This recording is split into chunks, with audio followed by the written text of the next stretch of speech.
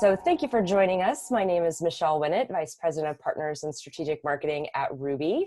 I'm so delighted to be talking this afternoon with Shauntrice from Feed the West in Louisville, Kentucky. Could you introduce yourself and maybe share a little bit about how Feed the West got started? Absolutely. So I'm Shauntrice, and I've been a volunteer with Change Today, Change Tomorrow for almost a year. And that's kind of how Feed the West started. So Feed the West was born out of a need during a crisis, and it isn't every business person who naturally embraces helping others during uncertainty. Can you speak about the importance of giving and serving when a shifting landscape can make it feel counterintuitive to try to do it right now? Yeah, it definitely, when I first talked about the idea to folks, they were like, that's terrible. It's like good in theory, but how are you going to do it? How are you going to distribute stuff? It's COVID. How are you going to make sure it's safe? People aren't going to trust you to just show up to their doors and bring food. Like, they don't know you. And the really beautiful thing to see was we had like 900 volunteers sign up in that first day. We had hundreds of people asking for food, and not one of them was like, oh no, but like, I don't want a stranger to come. I'm just going to come get it myself. Like, it's COVID. People appreciated us having the delivery system. And the other thing we saw in terms of like, we don't consider ourselves a business accelerator by any means, but we also got to connect with businesses. So some of them, like the convenience stores and the small food marts that are in our neighborhoods in the West End, they also weren't able to get certain supplies, or they couldn't buy in as big of bulk because they weren't sure if they would be able to sell those products with folks being quarantined. So what we were able to do was work with a couple of those small Black-owned convenience stores and figure out what's your inventory. Because as a nonprofit, we have access to buying in bulk despite the coronavirus pandemic, right? So we were able to like buy some of the inventory for these convenience stores to help them stay afloat. We were able to pay small Black businesses that were caterers or restaurants that were struggling to make sure that they had business during the pandemic. We've had dozens of Black-owned restaurants that we've worked with over the last few months, and we're also able to say, hey, corporate sponsor, yes, you gave us this grant, and that's great, but also for any of your events, here are some Black businesses that could really use your support, that could really use your dollars. And the same thing with our PLC-owned businesses. There's one I want to shout out, Dragon King's Daughter, which we send a lot of people to. We love working with her. And then we have Black businesses like Queen of Sheba and Shamika's Little Store. And I could name a bunch, but these businesses have been amazing. And some of them may not have the means to pay for social media ads.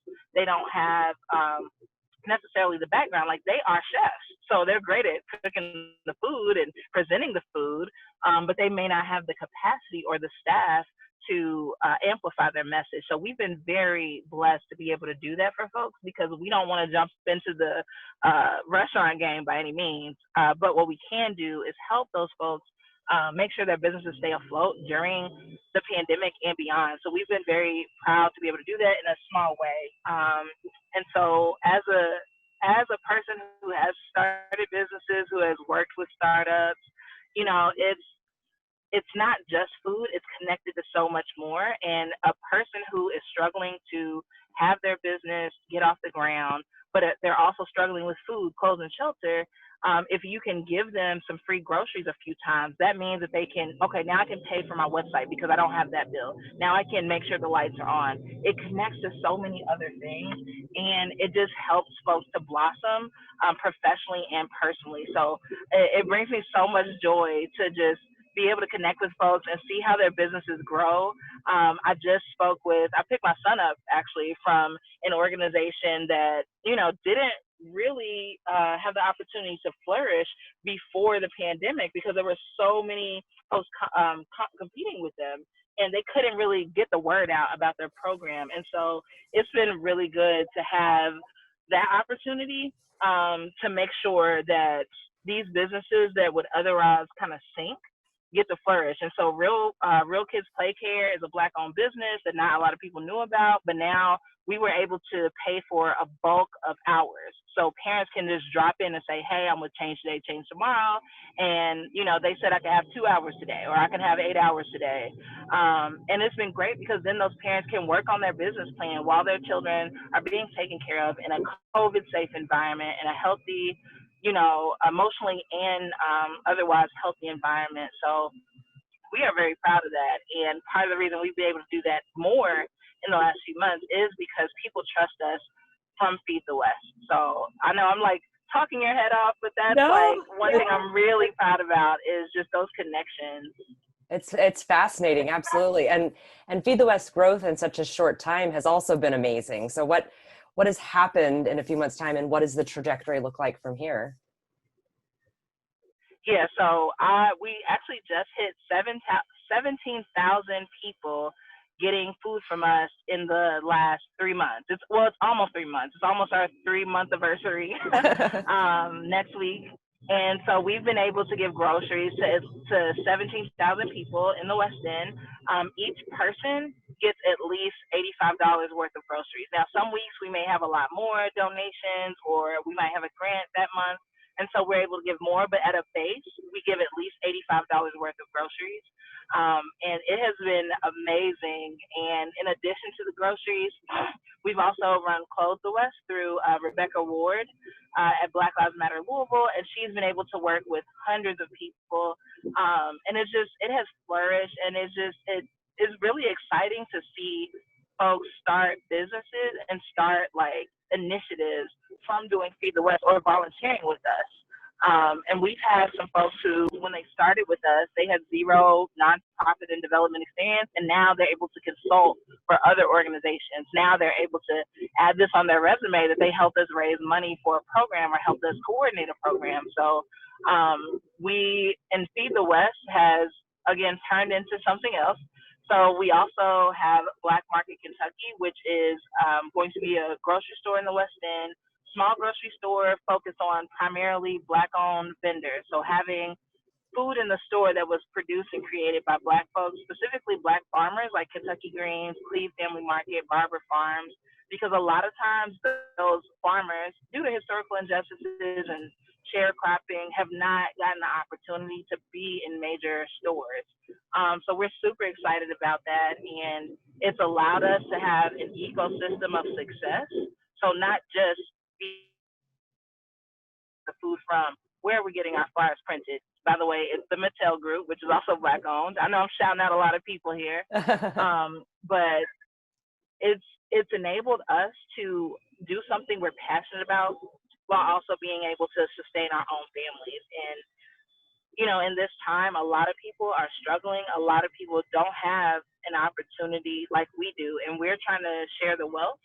And while I'm still a volunteer, so I don't get paid for Feed the West at all, I've been able to connect with people who have been able to join executive boards where I'm making connections with folks. So even though I don't get paid as a Feed the West volunteer, I do get in touch with people who want to pay for my services, which is amazing because I don't know if I would have this robust of an opportunity pre-Feed the West. So I'm very grateful to all our residents who trusted us enough to let us come to their homes and bring them a bunch of food. And it's just been crazy. It's been a crazy ride, and it's been amazing to see. That's awesome. And just a few more questions if you have a little bit more time. How has technology helped you to meet your own goals and vision for Feed the West? Which like apps and tools are you using to kind of get the word out there and to like cultivate those partnerships? Yeah, so for us in the beginning, technology was great on the volunteer side. Like folks can sign up on, we use When I Work Now. We also use Google Forms, of course. We use SurveyMonkey. And then our tech person has been Shaun of Grid Principles. She's helped us with a lot of systems. Again, Nigerian, Black-owned business, graphic design and web stuff.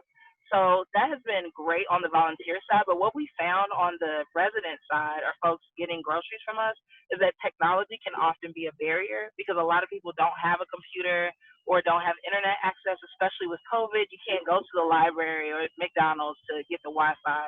And so what we've been doing is using technology to help us get the materials that we need for those folks. So we use technology on our volunteer app so that we can say, hey, we need at least 20 flyers in this place at this time because it looks like a lot of residents in this area, based on our surveys, don't have internet access. So they're going to need printed flyers. They're going to need a phone number to call. So being able to set up those things so that we are not making the mistake of a lot of organizations, which is relying too much on social media. So we've been able to segment our communication. For our residents, we focus a lot on in-person stuff, canvassing, being places where they already are, like LG&E or like the water company, the post office, grocery stores, obviously, so we can hand out a physical flyer in a COVID safe way. But technology has been able to supplement those efforts, and it's been really great. I'm working with a couple techies from my days in Silicon Valley to develop some more robust systems for when the grocery store opens. But it's been really good to see folks reach out who are willing to help us push this forward. And I'll shout out to, even though it's not necessarily a tech company per se, but Canva has been amazing. We use it for all our graphics because we do not have the time and capacity to do as much as we want to do. But having Canva has been great because it allows us to make a quick graphic that still looks professional and nice and is in the right colors and everything. But it also means that we're able to teach our interns and our youth volunteers some skills with graphic design and promotion through Canva because they can make a free account. We have a paid account as an organization, but it's a transferable skill. It's a portable skill that, in other internships, they're just expected to get coffee. But with Change Today, Change Tomorrow, they're doing things that are going to make them excellent entrepreneurs in the future or nonprofit leaders. So it's been good to leverage technology in that way.